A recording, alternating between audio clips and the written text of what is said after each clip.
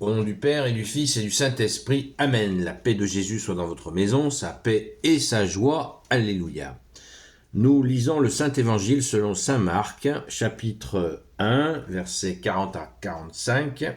Que ta parole, Jésus, rende dans mon esprit, que ma bouche proclame ta parole et que mon cœur l'accueille. Amen. Et nous allons lire une séquence d'évangile que nous avons déjà lue il y a quelques semaines, une semaine ou deux. Elle est déjà présente dans la liste des vidéos, mais on va bien sûr la lire et la relire, c'est toujours ce que nous faisons, pour en découvrir de nouveaux angles, puisque là on est dans la continuité, tout début, chapitre 1er de l'évangile selon saint Marc, donc on est là vraiment sur le témoignage. Je vous rappelle que saint Marc n'est pas un témoin direct, n'a pas vécu avec Jésus. Saint Marc était le secrétaire, dit-on, de saint Pierre, donc il a fait son enquête sur ce qui s'est passé. Donc ce n'est pas un témoin direct comme saint Matthieu et saint Jean. Donc saint Marc et saint Luc sont des témoins indirects de l'évangile, mais ce qui est très intéressant parce qu'ils ont du recul. C'est parti, guérison d'un lépreux. Un lépreux s'approche de lui avec des supplications et des genuflexions. Il lui dit, si tu veux, tu peux me purifier. Jésus est pris de compassion, il étend la main et le touche en lui disant, je le veux, sois purifié. Aussitôt la lèpre le quitte, il est pur, mais Jésus le sermonne et le met dehors en lui disant « Surtout n'en parle à personne, va simplement te montrer au prêtre et présente l'offrande pour la purification comme Moïse l'a ordonné. Tu feras ainsi ta déclaration. » L'homme n'était pas plutôt sorti qu'il se mit à crier partout et à répandre la nouvelle, si bien que Jésus ne pouvait plus se montrer dans une ville. Il restait à l'écart dans des lieux déserts. Même ainsi, on venait à lui de toutes parts. Merci Jésus, alléluia. Donc on vient de terminer le chapitre 1 de l'évangile selon saint Marc. Donc Jésus se montre et commence à faire des guérisons, on l'a vu dans les jours précédents, quand on a commencé le chapitre 1 de saint Marc. Qu'est-ce qui se passe?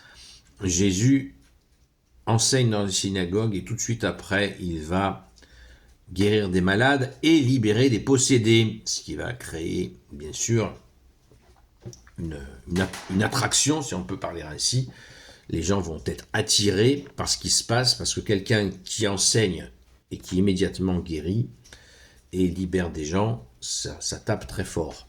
Et Jésus met la main encore, met encore une couche supplémentaire avec cette guérison de ce lépreux. Voilà, on peut bien s'imprégner de cette montée crescendo. On se rappelle du premier miracle qui est la transformation de l'eau en vin.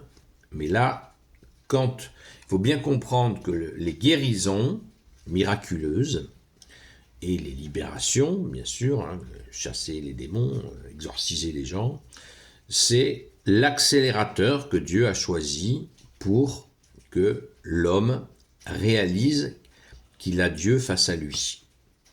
C'est le choix de la Sainte Trinité pour accélérer. Nous avons la preuve de ça avec les apôtres qui vont faire comme Jésus. Ils vont commencer à taper très fort en miracle. Lisez les Actes des Apôtres justement de Saint Luc et nous le comprenons aisément. C'est en gros, on passe sur l'autoroute. Voilà. C'est l'autoroute de la foi, les miracles. C'est vraiment un coup d'accélérateur astronomique, mais contenu. Là, pour ce qui concerne Jésus, c'est contenu parce que Jésus a 3 ans et demi de vie publique. Il le sait, ça va être court. Et il sait aussi que les gens veulent le faire roi. Ils ont compris. Ils veulent que Jésus devienne roi. Mais Jésus ne le veut pas. Il ne le veut pas parce qu'il veut que les gens se convertissent et il ne veut pas régner. Ce n'est pas l'agenda de Dieu qu'il vienne régner à ce moment-là. Moi, je dirais c'est bien dommage. Mais il y a le monde à convertir. Et ça, personne ne peut en faire l'économie, y compris nous-mêmes, puisque Jésus l'a dit, si vous ne vous convertissez pas, vous allez tous périr. Et oui, on parle de l'amour de Jésus, et on a bien raison de parler de l'amour de Jésus, on ne parle pas assez de la justice de Jésus, on ne parle pas non plus assez de sa miséricorde, mais on oublie que Jésus nous dit de nous convertir. Cette fameuse conversion. Jésus ne nous met pas la pression. Il nous dit, voilà, convertissez-vous, sinon vous allez tous périr. C'est ce qu'il a dit aux apôtres dans une séquence d'évangiles très précise. Donc soyons attentifs à cette accélération. Quand il y a miracle, et beaucoup de miracles, il y a accélération contenue, puisqu'on le voit, Jésus ici sermonne ce lépreux pour lui dire « Ne dis pas que c'est moi », parce qu'il sait très bien qu'il va aller chercher son certificat chez un prêtre, comme Jésus d'ailleurs lui a suggéré, mais Jésus ne voulait pas qu'il dise à ce prêtre qu'il a été guéri par Jésus lui-même, parce que il savait que les comploteurs, ceux qui vont organiser donc l'assassinat de Jésus, eh bien, ils allaient être au courant et que ça allait commencer à enflammer les gens du temple, hein, les tenants de la religion qui s'occupaient du temple, et qu'ils allaient commencer à préparer leur mauvais coup. Merci à Jésus, merci bien-aimé de t'être offert pour nous. Donc Jésus ne veut pas précipiter les choses, il veut absolument avoir ces 3 ans et demi de vie publique totalement accomplie, de façon à tenir sa parole qu'il a commencé par les brebis d'Israël.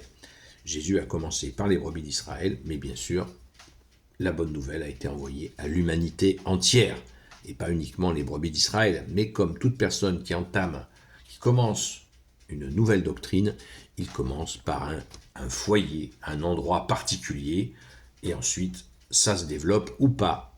Là, pour toi, bien-aimé Jésus, ça s'est particulièrement développé, et nous en avons été bénéficiaires. Quelle grâce, quelle grâce. Merci Jésus de nous avoir donné cette grâce de t'être adressé aux païens. Nous sommes issus de cela, et merci Jésus, de païens, nous sommes devenus enfants de Dieu. Gloire et louange à toi, ô Jésus. Amen. Merci, bien-aimé Sauveur. Gloire au Père et au Fils et au Saint-Esprit, maintenant et toujours et pour l'éternité. Amen. Ô Jésus, toi qui peux tout et qui portes tout, toi le Sauveur, toi l'Emmanuel, je te confie toutes celles et ceux qui regarderont cette vidéo, ainsi que leurs proches, selon ta seule volonté, ô Jésus. Sainte Marie, Reine des cieux, toi l'Immaculée Conception, toi qui écrases le serpent, toi qui as la lune sous tes pas, toi notre Mère, Notre-Dame. Saint Joseph, toi le juste et le saint, toi le sage, toi la terreur des démons, toi le saint gardien de la Sainte Église catholique apostolique, Sainte Marie-Madeleine, notre chère sainte patronne, et vous, tous les saints et saintes, amis de toi Jésus, Saint Michel Archange, Saint Gabriel Archange, Saint Raphaël Archange, et vous tous les anges qui te servent au Jésus, je vous confie toutes celles et ceux qui regarderont cette vidéo, ainsi que leurs proches, selon ta seule volonté au Jésus. La paix de Jésus soit dans votre maison. Je vous donne rendez-vous ce soir à 20h jusqu'à 22h sur le TikTok, sur le compte TikTok, Seul Jésus sauve. Oui, seul Jésus sauve. Toi seul Jésus nous sauve. Amen, alléluia. À très vite et prions pour la France sans cesse. À très vite.